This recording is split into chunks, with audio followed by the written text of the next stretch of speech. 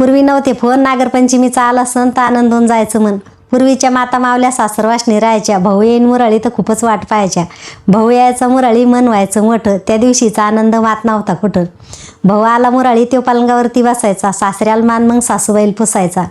आठवण आली आईला, पाठविता का कसं मी मुळं आलो ताईला. सासूबाईन म्हणायचं अगोदर घे जेवून, 2 दिवसासाठी जाणं भाऊ घेऊन. मग सुनबाई निघायच्या सासरी, मन नाही मोडायचं, सासू आणि सासऱ्याच्या पायातीन पडायचं.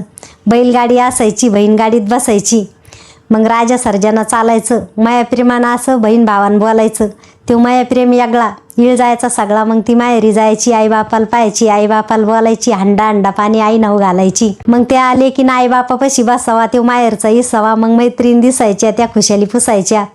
मग मैत्रीण सारे मिळायच्या, खुशाल झोकी खेळायच्या. नागपंचमीचे गीत पूर्वी होती अशी रीत. मग गुळाया घ्यायच्या, वारुळाला जायच्या, सुंदर गाणे गायच्या, हाताला हात धरायच्या, वारुळाभोवती फिरायच्या, हळद